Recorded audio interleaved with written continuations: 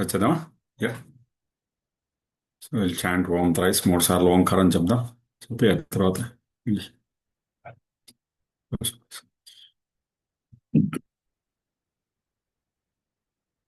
ఓం. ఓం. ఓం.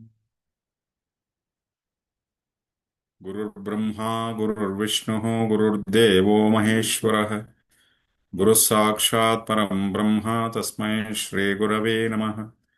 అఖండమండలాకారం వ్యాప్తం యేన చరాచరం త్వత్పదం దర్శితం యేన తస్మై శ్రీగురవే నమః. గురవే సర్వలోకానాం విషజే భవరోగిణాం నిధయే సర్వవిద్యానాం దక్షిణామూర్తయే నమః. ఓం నమః ప్రణవార్థాయ శుద్ధజ్ఞానైకమూర్తయే నిర్మలాయ ప్రశాంతాయ దక్షిణామూర్తయే నమః.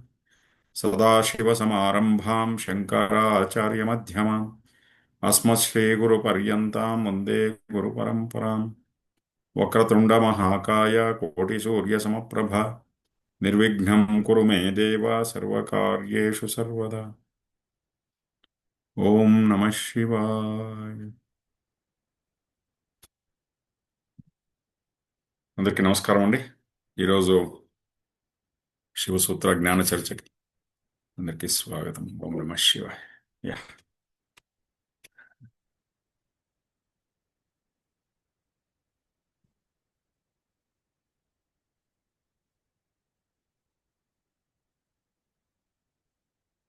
ఆ.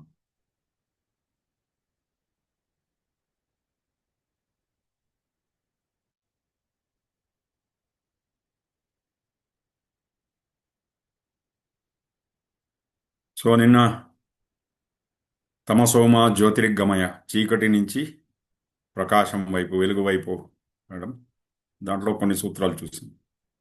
విద్యాసంహారే తదుత్త స్వప్న దర్శనం. ఎప్పుడు మనలో వివేకము, జ్ఞానము, అది మనం ఎరుక, దాని నుంచి బయట వచ్చేస్తాం. అప్పుడు ఏమవుతుందంటే మళ్ళీ పగటి కలము కలనం మొదలెడతాం. అప్పుడు భూతకాలము లేకపోతే భవిష్యత్తు, భూతం భవిష్యత్తు. ఉం? అందుకే ఎందుకో దీపావళి రోజు అది ఒక సూచ్యంగా చేస్తామని. ఏమంటే ఆ టపాకాయలు కొట్టినప్పుడు మనస్సు వర్తమాన క్షణానికి వస్తుందన్నమాట. సో బయట దీపాలు వెలిగిస్తాం, ఇంటి చుట్టూ దీపం వెలిగిస్తాం. అయితే లోపల ఉన్న దీపాన్ని మర్చిపోయాం మనం. లోపల ఒక జ్యోతి వెలుగుతూ ఉంది. ఆత్మం అనే జ్యోతి, చైతన్యం అనే జ్యోతి లోపల వెలుగుతుంది. అదే మన స్వరూపం అదే అన్నమాట. సో దాన్ని మర్చిపోయాం. అది స్వప్నంలో, అంటే ఈ స్వప్నంలో చిక్కు వేసుకుని మర్చిపోయాం. స్వప్నం అంటే ఏమో నిద్రపోయేటప్పుడు పోయే స్వప్నం ఒకటే కాదు, కలగనేది కాదు. కళ్ళు తెరుచుకుని స్వప్నంలో ఉన్నాం మనం, జాగ్రత్త అవస్థలో. అందుకే విద్యాసంహారే తదుత్త స్వప్న దర్శనం. ఎటువంటి స్వప్నాలు అవన్నీ చెప్పారు గురువుగారు. ఓకే. సో యశస్సు గురించి, తర్వాత ఇంకొకరు పొగడాలని, ఆ, పేరు పేరు గురించి స్వప్నము, ఆ, చాలా అధికారం గురించి వ్యామోహము, ఇవన్నీ చెప్పుకుంటూ వచ్చారు నేను. ఓకే, అది చూసాం మనం.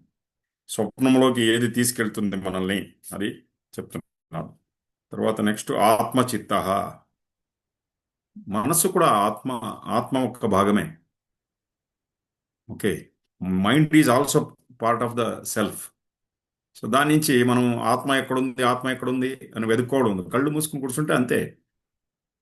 ఆకాశంలో మేఘాలు కూడా దాని ఒక ఆకాశం యొక్క భాగమే. అది వచ్చి వస్తూ ఉంటుంది, పోతూ ఉంటుంది అవన్నీ.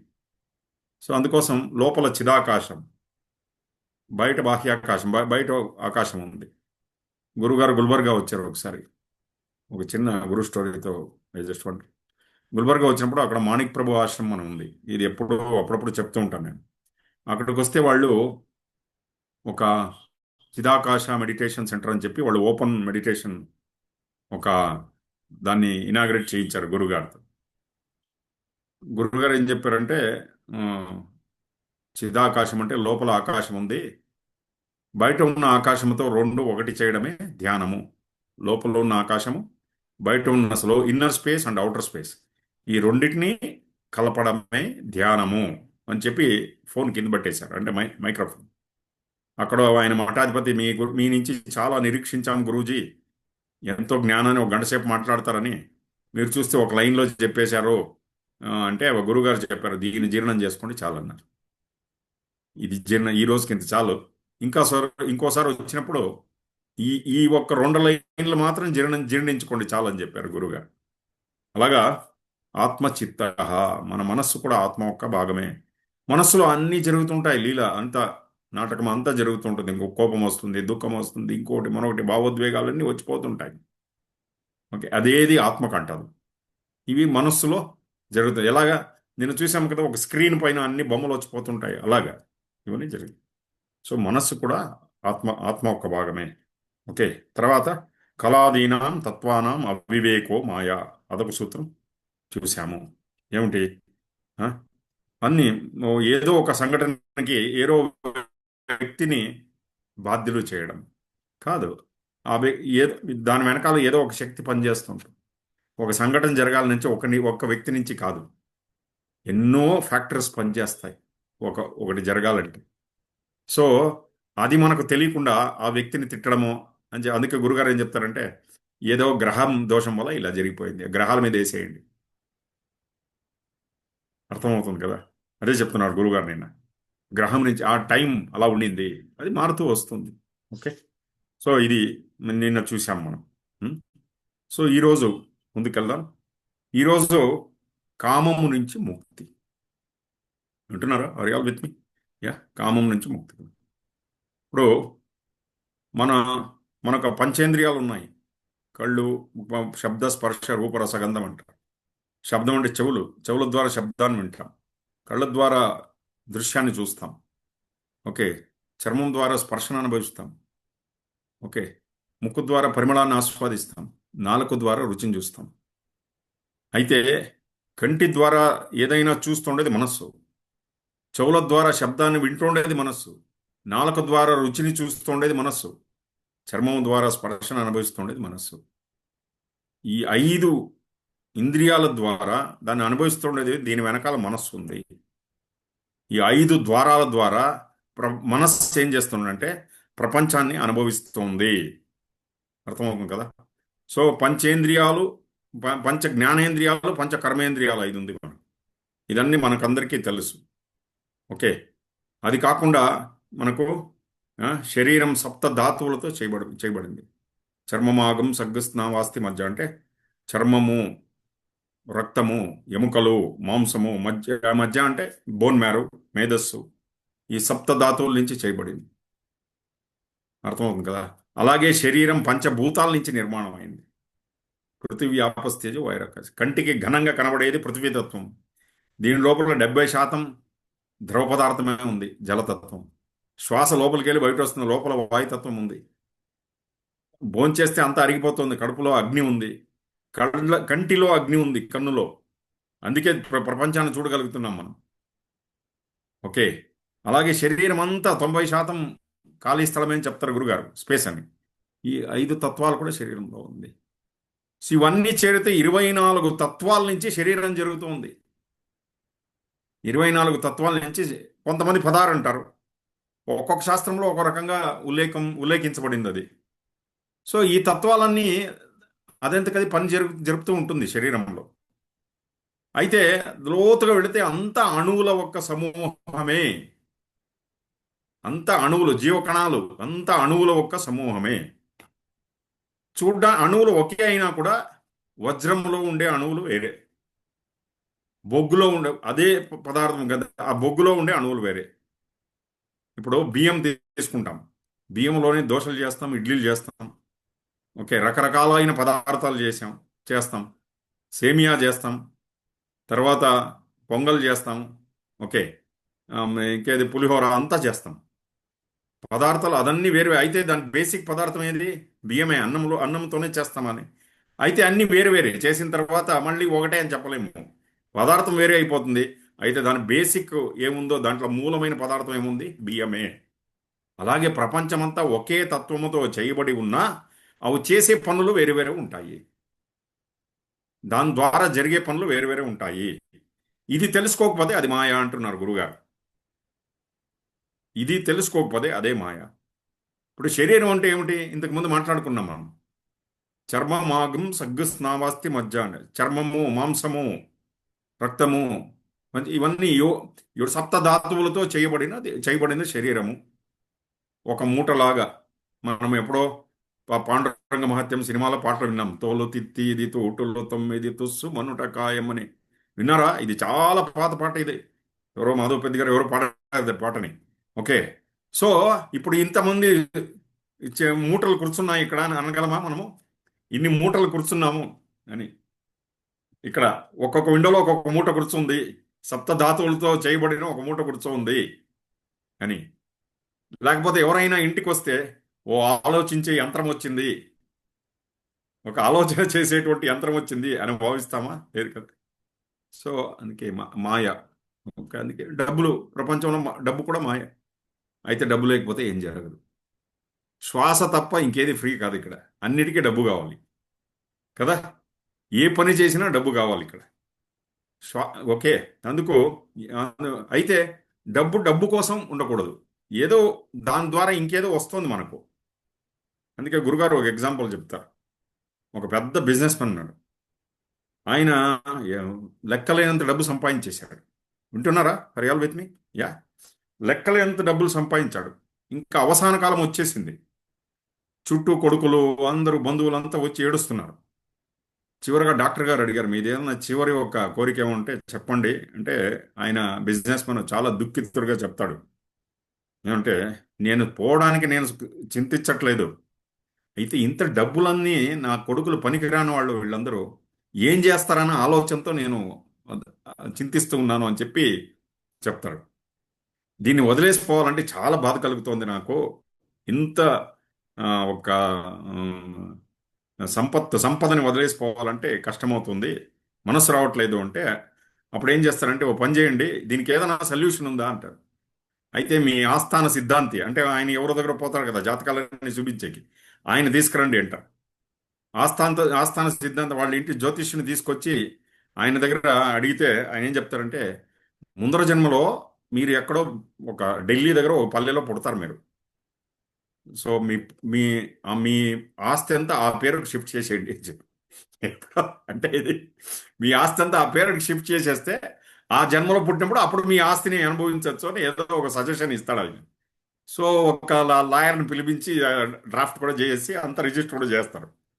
అంటే అప్పుడు అతనికి నెమ్మ నెమ్మ అంటే లోపల ఒక శాంతి కలిగింది. అబ్బో, నా సంపద అంతా వేస్ట్ కాలేదని. ఇది హైపోథటికల్ ఒక చాలా అటువంటి స్టోరీ అయినా కూడా ఎందుకు ఇది వచ్చింది అంటే మోహము. మోహము అతను ప్రాణం వదలడానికి కూడా అడ్డంగా అది వచ్చి నిలుచుకుంది. ఓకే. సో అందుకే ఈ శరీరం మారుతోంది అనే జ్ఞానము లేదని చెప్తున్నారు గురుగారు. ఇది ఎందుకు ఈ జ్ఞానం కలగట్లేదు అంటే మోహము నుంచి. ఈ ప్రపంచము సృష్టి స్థితి, దీని రెండిటికి కారణం ఏమంటే కామము మరియు మోహము. వింటున్నారా? ఆ? కామము మరియు మోహం.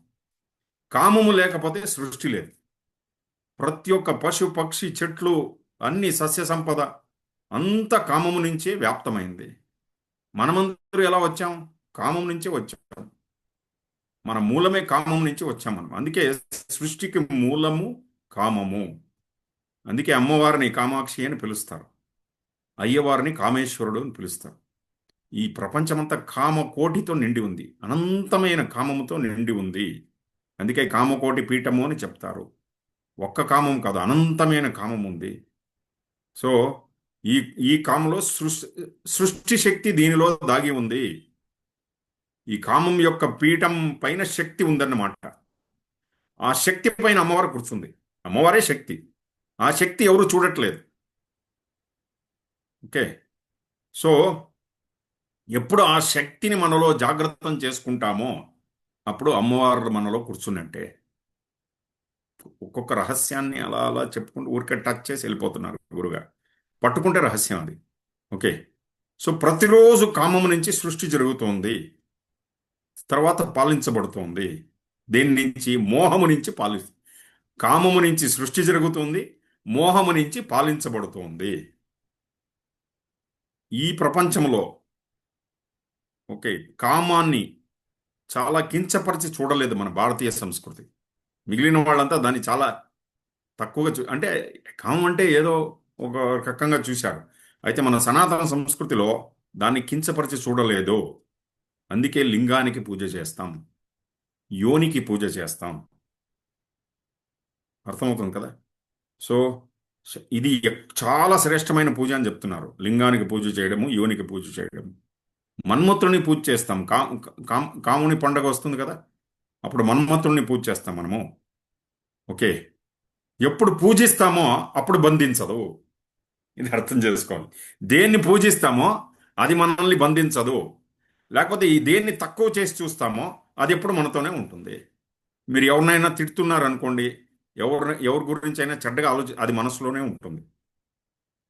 ఓకే. ఎక్కడ పోయినా మనస్సు మన వెనకాలే వస్తుంది. మన మనసులో అదే ఆలోచన, ఎవరి గురించి చెడ్డగా ఆలోచిస్తున్నాం అదే మనసులోనే ఎత్తుకుని దేవస్థానానికి వెళతాం. ఎన్ని పూజలు చేసినా మళ్ళీ అది మనసులో అదే, అక్కడ అప్పర్ చెంబర్లో ఇక్కడ వచ్చి కూర్చునేస్తుంది అనమాట. అయితే పూజ చేస్తే అది దూరంగా వెళ్ళిపోతుంది. ఇది చాలా వైజ్ఞానికమైన ఒక దృష్టి. అందుకే మనలో పూర్తి భక్తి ఉదయించే వరకు ఈ బయట పూజ కూడా చేయాలి. దేన్ని మనం కించపరిచి చూస్తామో అక్కడ బంధించబడతాము. ఇది గురువుగారు చెప్తున్నారు. చాలా మంది కామం గురించి చెడ్డగా మాట్లాడతారు. అయితే లోపల వాళ్ళకి అది కావాలి కావాలి అనే ఒక కోరిక ఉంటుంది. కామం గురించి చాలా చెడ్డగా మాట్లాడతారు కొంతమంది. ఓ, అయితే లోపల ఒక దాహం అనేది ఉంటుంది. సో మనలో ఇప్పుడు ఇప్పుడు ఇంకేమి అన్ని పండుగలు వస్తాయి. ఆ పండుగలు వచ్చినప్పుడు ఏం చేస్తాం? చూడండి, లలితా సహస్రనామము, విష్ణు సహస్రనామము, దాంట్లో అంగముల గురించి, లలితా సహస్రనంలో అంగం గురించి చెప్తారు. అవన్నీ వింటుంటే శివశివ ఏమండి ఇంత అశ్లీలంగా ఉంది అని అనిపిస్తుంది. బృహన్ నితంబ విలస జగన ఏ నమో నమః అని విన్నారా? లలితా సహస్రంలో ఉంది. బృహన్ నితంబ విలస జగన, పెద్ద పెద్ద స్తనముల కలిగినది, అలాగే జగనములు కలిగినది అమ్మవారు. ఆ? ఏనుగ తల లాంటి స్తనము కలిగినది అమ్మవారు. ఇలా వర్ణించారు. అంటే ఋషులంతా కామాంధుల, వాళ్ళ తలంతా కామంతో నిండిపోయిందా? ఆ? అంటే కాదంటారు గురుగారు. చాలా ధైర్యవంతులైన వాళ్ళే ఇలా చేయగలగని సార్. ఎవరి మనసు శుభ్రంగా ఉందో, నిర్మలంగా ఉందో వాళ్ళు మాత్రమే ఇలా చేయగలరు. ఎందుకంటే మనం వ్రతం ఇప్పుడు వరలక్ష్మి పూజ చేస్తాం. ఇంకేం నెక్స్ట్ వీక్ వస్తుంది అమ్మవారి పూజ. పూజ చేసినప్పుడు అంగ పూజ చేస్తాం. నాసికాయ నమః, శ్రోత్రే నమః, అల్లి మనకు కళ్ళకు పూజ చేస్తాం, మనము పెదాలకు పూజ చేస్తాం, స్తనములకు పూజ చేస్తాం, గుహ్యాయ నమః, గుహ్యముకు పూజ చేస్తాం. ఎందుకు చేస్తాం అంటే ఆ అంగములే తల్లో పెట్టుకుని తిరుగుతూ ఉంటాం మనం. కామమే తల్లా పెట్టుకుని దానికి పూజించినప్పుడు దాని నుంచి బయట వెళ్ళిపోతాం. ఇది వన్ ఆఫ్ ద సీక్రెట్. అది చెప్తున్నారు. ఆ అంగము మనల్ని ఆకర్షిస్తూ ఉంటుంది. అటువంటి ఎప్పుడు మనస్సులో కామం గురించి ఆలోచించే వాళ్ళు ఎప్పుడు దాన్ని పూజిస్తారో ఆ కామం నుంచి బయటపడతారు. ఇది మూర్తి పూజ యొక్క రహస్యము. ఇది అర్థం చేసుకోండి. వింటున్నారా? ఆ? మూర్తి పూ ఎందుకు మన దేశంలో విగ్రహాలు పెట్టుకుని మనం పూజ చేస్తున్నామంటే, విగ్రహాల్ని మనలాగే ఆ విగ్రహాన్ని కూడా చేస్తాం. చాలా అందంగా చేస్తాం ఆ విగ్రహాల్ని. ఒక్కొక్కసారి మనస్సు ఆ విగ్రహంలో పోయి ఇరుక్కుపోతుంది. సో ఆ మూర్తి పూజ ఎందుకు చేస్తామంటే కామము పైన జయము కలగడానికి. ఇది పెద్ద రహస్యం. ఇది తెలుసుకోవాలి. దేనైనా గెలవాలంటే పూజిస్తే దాన్ని దాటుకుని బయట వెళ్ళిపోతాము. ఇది గురుగారు ఈ రహస్యాన్ని చెప్తున్నారు. సో కామము నుంచి సృష్టి జరిగింది. ఇప్పుడు మోహము నుంచి పరిపాలన జరుగుతుంది. నెక్స్ట్ సూత్రం వచ్చి మోహావరణాత్ సిద్ధి. ఇది అద్భుతమైన సూత్రం. ఓకే. మనము అందరూ కామాన్ని కించపరిచి చూశారు, మోహాన్ని కించపరిచి చూశారు. మోహం పెట్టుకోకూడదు, మోహం నుంచి దుఃఖం కలుగుతుంది అని అంటాం మనము. అయితే పరిపాలన జరుగుతుండేదే మోహం నుంచి. ఒక కుక్క పిల్లల్ని వేస్తుంది, ఆ పిల్లల్ని కాపాడుకుంటుంది. ఒక పిల్లి పిల్లల్ని వేస్తుంది, నోట్లో ఖర్చుకుంటూ ఎత్తుకుపోయి ఇక్కడికక్కడికి షిఫ్ట్ చేస్తూ ఉంటుంది. చూసాం మనం ఇదన్నీ. ఎందుకు చేస్తుంది? మోహం నుంచి జరుగుతుంది. చిన్న గువ్వలు దాని పిల్లలకి అక్కడంతా తిరిగేసి వచ్చి దాని నోట్లో ఆహారం ఇస్తుంది. ఎందుకు? మోహము. పరిపాలన జరుగుతోంది. అర్థమవుతుంది కదా. ఆ? ఒక ఆవు ఆ, దూడకు జన్మనిచ్చింది అనుకోండి, దగ్గరికి పోగలమా మనము? కొమ్ములతో అది చూడండి, కొమ్ములతో ఇలా అటాక్ చేయడానికి వస్తుంది. ఎందుకు? మోహము నుంచి. అందుకే ఈ ప్రపంచంలో ఏదైనా పని చేయాలంటే దాని గురించి మోహం ఉండాలి. ఇప్పుడు దీనికి ఒక ఎగ్జాంపుల్ చెప్తున్నారు గురుగారు. విదేశంలో కుటుంబ వ్యవస్థలో మోహం అనేది లేదు, కామం మాత్రమే ఉంది. అందుకే కుటుంబ వ్యవస్థ అంత పటిష్టంగా లేదు. ఇక్కడ అలా కాదు. ఇక్కడ సంసారము, పరివారం చూడండి, పిల్లలు, వాళ్ళ పిల్లలు, మనముండ్లు, మనమరాళ్ళు, ఈ ఒక్క మనకు ఇక్కడ అది ఎందుకు వచ్చిందంటే ఆ ఒక బాండింగ్ మనకు మోహము నుంచి వచ్చింది. మోహం లేకపోయినా కష్టమే, ఎక్కువ ఉంటే అది కష్టమే. అందుకే గురుగారు ఏం చెప్తారంటే ఎంత ఉండాలి. ఇప్పుడు ఇప్పుడు సాంబార్లో మనం ఎంత ఉప్పు వేసుకుంటామో అంతే ఉండాలి.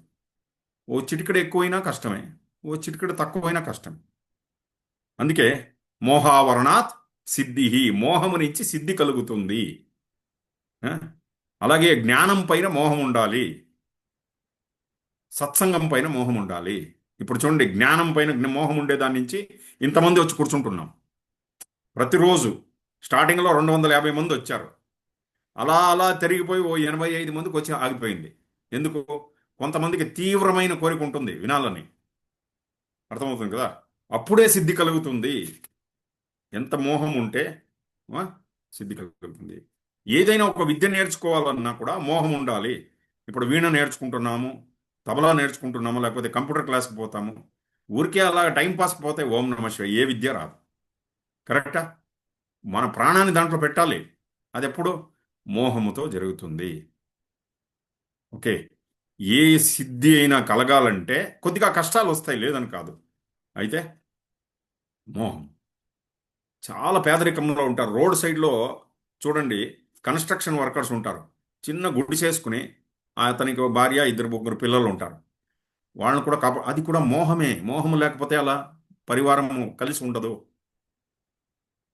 ఓకే. దీనికి ఒక స్టోరీ చెప్తారు గురుగారు.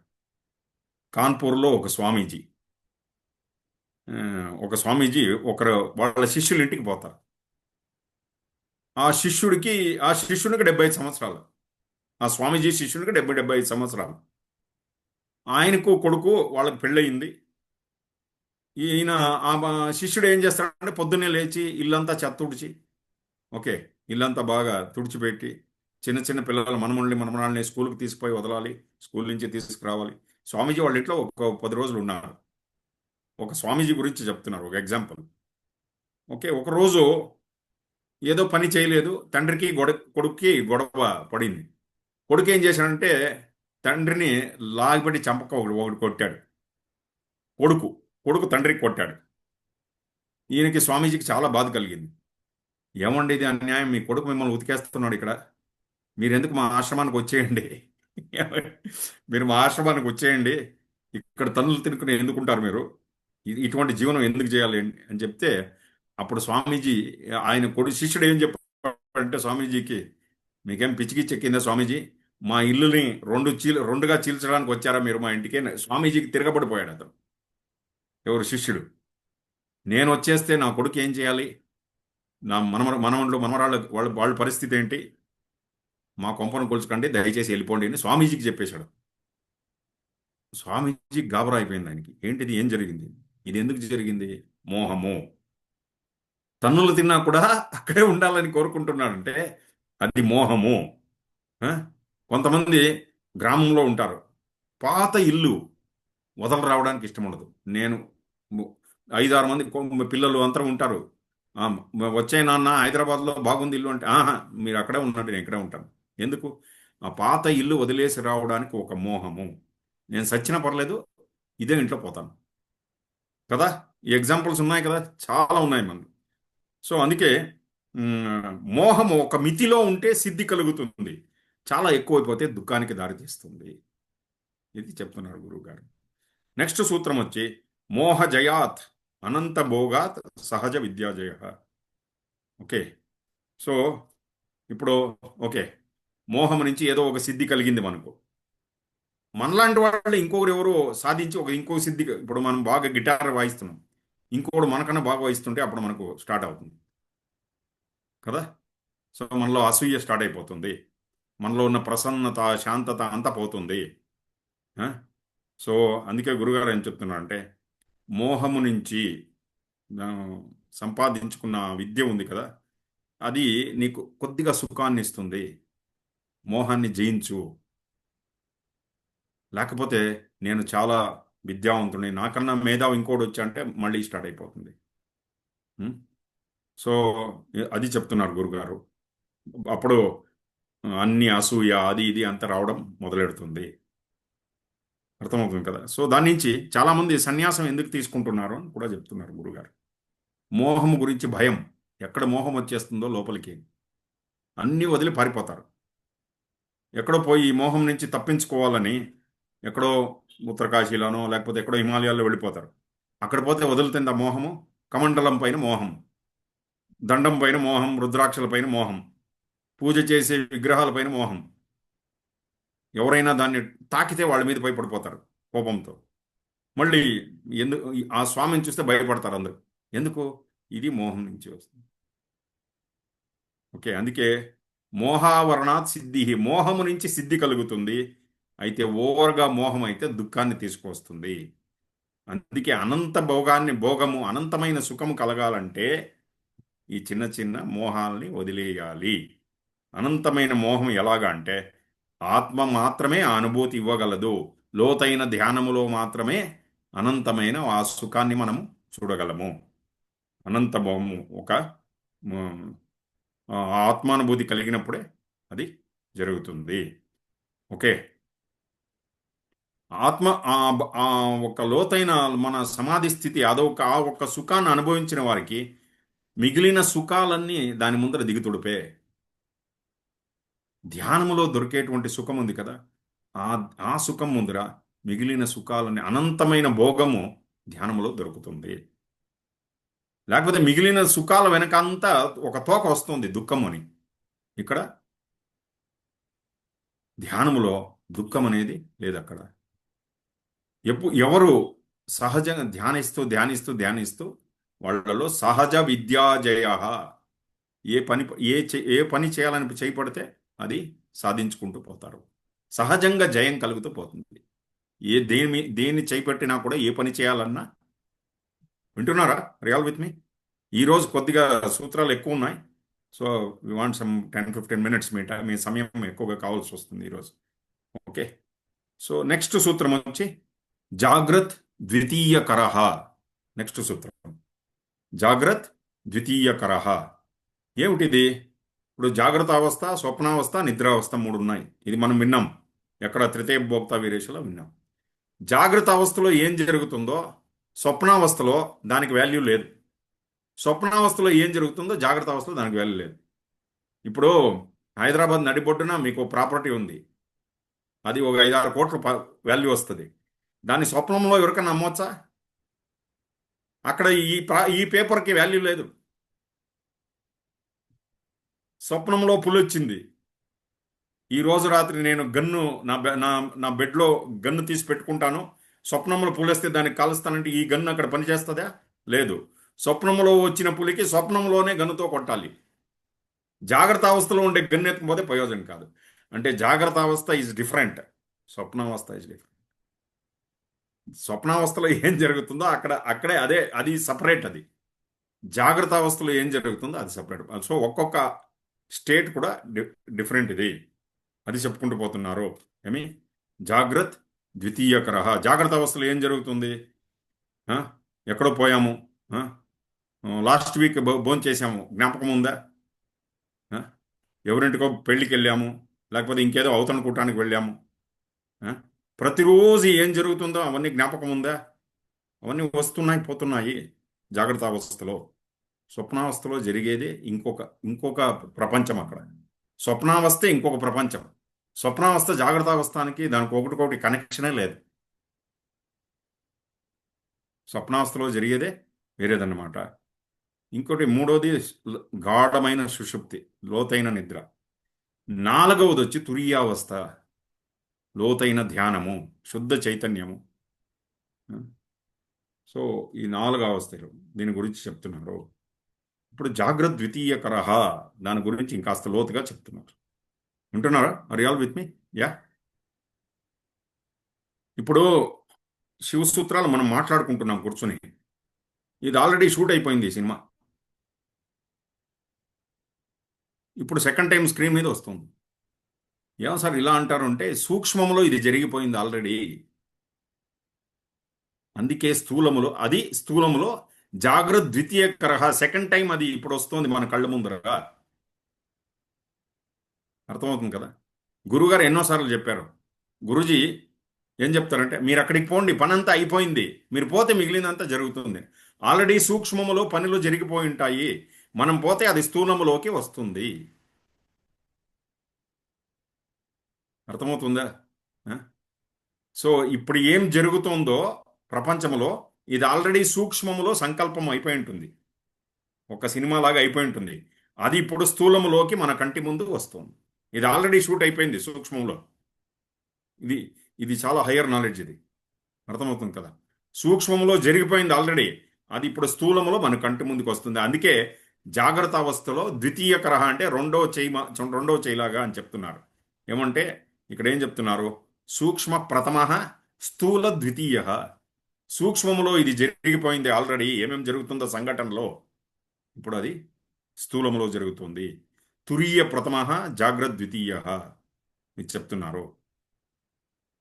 మనకు ఇక్కడ గురుగారు ఇంకోటి చెప్తున్నారు, మనకు ఏదైనా ఒక డిసీజ్ రావాలంటే 6 నెలలకు ముందే వచ్చేస్తుంది. డాక్టర్కి అది తెలవదు. ఫస్ట్ వచ్చేది సూక్ష్మ శరీరానికి. సూక్ష్మ శరీరానికి వస్తుంది 6 మంత్స్ బిఫోర్. అర్థమవుతుంది కదా. అందుకే ధ్యానము జపాలు ఇవన్నీ ఎందుకు చేయాలంటే, మన సూక్ష్మ శరీరం చిల్లు పడి ఉంటుంది ఈ ఒక్క రోగం వచ్చినప్పుడు. ఎప్పుడు ధ్యానము సాధన ఇవన్నీ ప్రాణాయామ సుదర్శన క్రియ అంతా చేస్తాం కదా, ఆ చిల్లును మూసేస్తుంది అది. సూక్ష్మ శరీరాన్ని ట్రీట్ చేస్తుంది అది. మన ప్రభలో ఉన్న ఛిద్రములని మూసివేస్తుంది. అప్పుడు మనసు ఉల్లాసంతో అందుకే సాధన తప్పకుండా చేయాలి ప్రతిరోజు అని. మనకి శరీరానికి వచ్చే ఎటువంటి రుగ్మతలు 6 మంత్స్ బిఫోర్ వచ్చేస్తుంది, మన సూక్ష్మ శరీరంలోకి వచ్చేస్తుంది. ఆ తర్వాత స్థూల శరీరానికి రావడానికి 6 నెలలు టైం తీసుకుంటుంది. అందుకే గురుగారు ఏం చెప్తున్నారంటే, ఆల్రెడీ సూక్ష్మం ఫస్ట్ వచ్చేసింది, ఒక 6 నెలల్లో అది స్థూలంలో ప్రకటమవుతుంది. అర్థమవుతుంది కదా. ఆల్రెడీ ఇది జాగ్రత్త ద్వితీయకరహ. ఓకే. నెక్స్ట్ సూత్రం వచ్చి ఆత్మనర్తక. ఆత్మ నర్తకుడు అని. ఒక నటుడు, ఒక యాక్టర్, ఒక డాన్సర్ ఎన్ని భావాలు చూపిస్తాడు తెలుసా, నవరసాలు చూపిస్తాడు. బాగా 100% వ్యక్తం చేస్తాడు అతను. కోపం వస్తే కోపం చూపిస్తాడు, కరుణారసం చూపిస్తాడు, దుఃఖం చూపిస్తాడు, వెంటనే చేంజ్ చేస్తాడు కావాలంటే. ఒక ఉత్తమమైన నటుడు వెంటనే ఒక్క ఒక్క రసం నుంచి ఇంకో దానికి వెళ్ళడానికి పెద్దగా టైం తీసుకోడు. ఓకే. అయితే ఇక్కడ ఏం చెప్తున్నారు, అలాగే మన జీవితంలో కోపం వస్తే దాని నుంచి బయట రావడానికి సమయం తీసుకుంటాం. అయితే ఒక నటుడికి లేకపోతే ఒక నర్తకుడికి పెద్ద టైం పట్టదు, ఎందుకంటే యాక్టింగ్ చేసి చూపిస్తున్నాడు. అలాగే లోపల ఉన్న ఆత్మ కూడా ఒక నర్తకుడు లాగా మనలో ప్రతిరోజు కొత్త కొత్త భావోద్వేగాలు వస్తున్నాయి, ప్రతిరోజు వస్తున్నాయి. అయితే మనం ఏం చేస్తున్నాం, 15 రోజులు వెనక జరిగిన ఏదో ఒక భావనను పట్టుకుని దాన్నే పట్టుకున్నాం. ఎవరిపైన కోపం, 15 రోజులు వెనక వచ్చిన కోపాన్ని పట్టుకుని ఇంకా దాంట్లోనే ఉయ్యాలు ఊగుతున్నాము. ఒక నెల వెనక జరిగిన దాన్ని ఏదో పెట్టుకుని దాంట్లో ఉయ్యాలు ఊగుతున్నాము. గురుగారు చెప్పారు, ఈ రోజు ఫ్రెష్గా భావనలు వచ్చాయి, దాన్ని మర్చిపోతున్నావు నువ్వు. ఈరోజు సంతోషం వచ్చింది, దాన్ని మర్చిపోతున్నావు. ఈరోజు పాయసం చేశావు, 15 రోజులు వెనకాల జరిగిన పులిహోర తీసుకొచ్చి పాయసంలో కలిపేశాడు.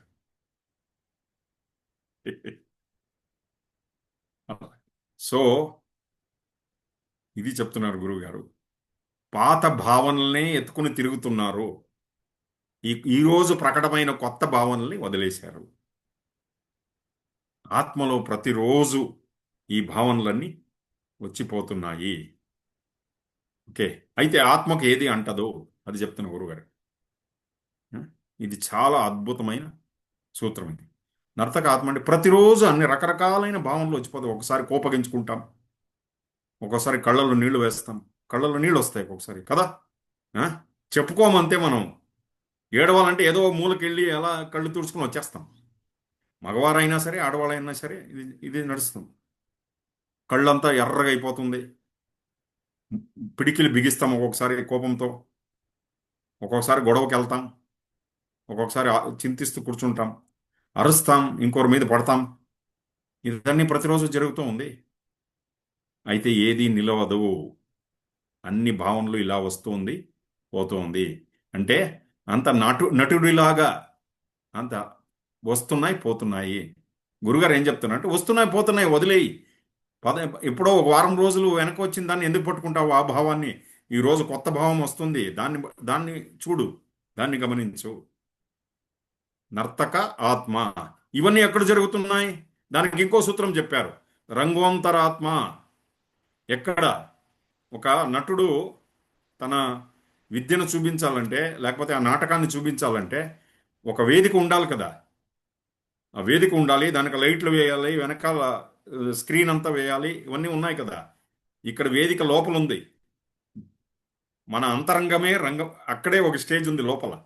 ఈ లోపల ఇవన్నీ జరుగుతోంది. లోపల ఒక రంగమంచం ఉంది లోపల, దాంట్లో ఇవన్నీ జరుగుతోంది.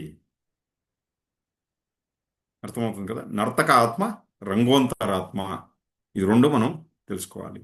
తర్వాత నెక్స్ట్ సూత్రం వచ్చి దీవశాత్ సత్వశుద్ధి, సత్వసిద్ధి. దీవశాత్ సత్వసిద్ధి.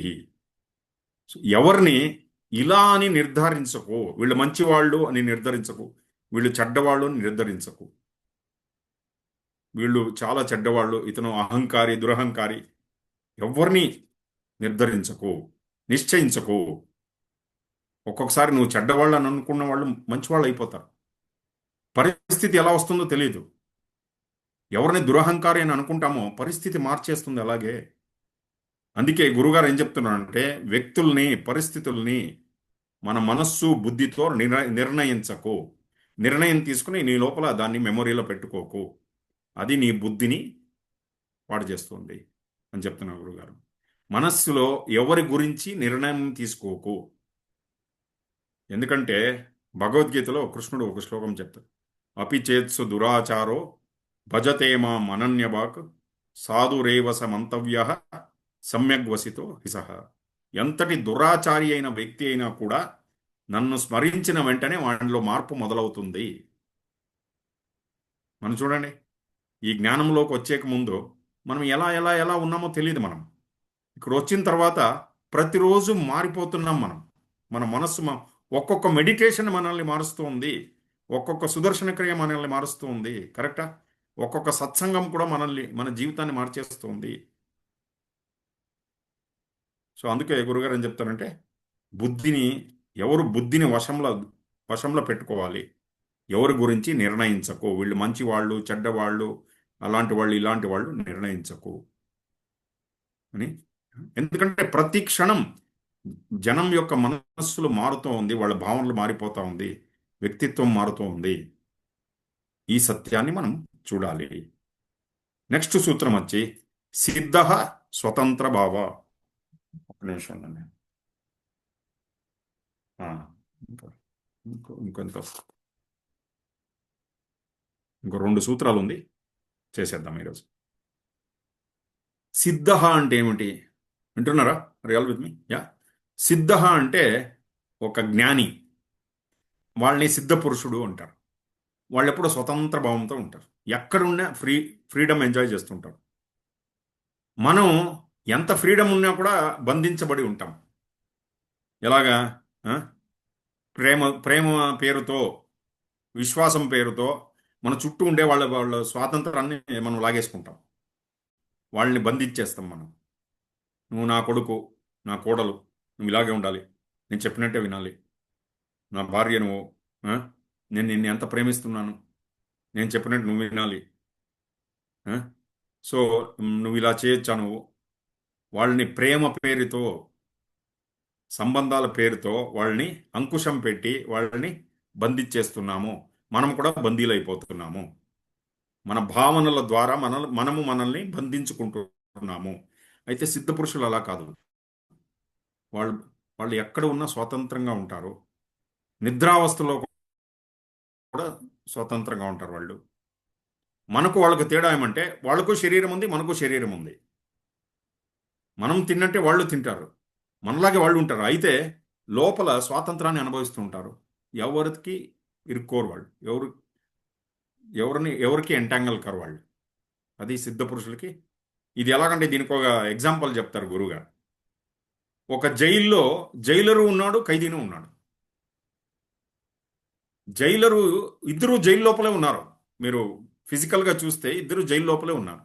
ఖైదీ చెప్తున్నాడు జైలర్కి, ఏం నీకు నాకు పెద్ద తేడా ఏం లేదు. నేను ఇదే భోజనం తింటున్నా, నువ్వు ఇదే భోజనం తింటున్నావు. నేను ఇక్కడే ఉంటున్నా, నువ్వు ఇక్కడే ఉంటున్నావు. నాకన్నా ఇన్ఫ్యాక్ట్ నాకన్నా పని ఎక్కువ నీకు అని చెప్తున్నాడు. అయితే జైలర్ అడుగుతాడు, నీ మనస్సు ఎలా ఉంది, నా మనస్సు ఎలా ఉంది? నువ్వు ఎవరన్నా చంపేసి లోపల వచ్చావు, నీకు నేను ప్రతిరోజు బయట వెళ్ళిపోతాను, నేను పని అయితేనే బయటకు వెళ్ళిపోతాను. సో మనస్సులో నేను ముక్తుడు, నువ్వు బంధించబడ్డావు. ఒక సిద్ధ పురుషుడికి మనకి అదే, మనము ఈ సంబంధాల్లో దాంట్లో దీంట్లో అంతా నిన్ను చెప్పావు కదా గురుగారు, వ్యామోహాలు, దీంట్లో బంధించబడి ఉన్నాము. అయితే గురుగారు లాంటి వాళ్ళు, దే ఆర్ ముక్తులు వాళ్ళు. ఇది దీని డిఫరెన్స్ చెప్తుంది. సిద్ధ స్వతంత్ర భావ. నెక్స్ట్ వచ్చి నెక్స్ట్ సూత్రం వచ్చి ప్రేక్షక ఇంద్రియాణి. ఇంద్రియాలు ప్రేక్షకుల్లాగా, ఓకే, బయట జరిగేదన్నీ చూస్తూ ఉంటుంది. మంచి జరిగితే చూస్తుంది, దుఃఖం అయిన సీన్లు వస్తే దాన్ని చూస్తుంది. ఇంకేదో రకరకాలైన నవరసాలు జరుగుతాయి కదా మన జీవితంలో, ఇవన్నీ చూస్తుంది. అయితే ఒక్కొక్కసారి మన ఇంద్రియాలు ఆ ఆ బయట జరిగే దాంట్లో ఇరుక్కుపోయి దుఃఖంలో చిక్కివేసుకుంటుంది. అప్పుడు ఇంద్రియాలు అలసిపోతాయి. అర్థమవుతుంది కదా. ఇంద్రియాలు బయట జరిగే ఒక పరిస్థితుల్లో తాదాత్మ్యం చెంది అలసిపోతాయి అప్పుడు. అందుకే గురుగారు చెప్తున్నారు, దీన్నన్నీ ఒక నాటకములాగా చూడండి. మన చుట్టూ జరిగేటువంటిది చూస్తూ ఉండండి. ఒకరు కరుణరసము, ఇంకొకరు హాస్యరసము, ఇంకో వాళ్ళ మొహాలు చూస్తుంటే తెలుస్తుంది, ఇంకో రౌద్ర రసము. ఇవన్నీ నవరసాలు జరుగుతున్నాయి. దీన్నన్నీ గుర్తించండి. ఆ తర్వాత ఇవన్నీ మారుతుంది అని చూడండి. ఓకే. సో ఇవన్నీ సూత్రాలు ఈరోజు చూసాము. ఓకేనా. Thank you for listening. ఓం నమ శివాయ. జై గురుదేవ్. యా.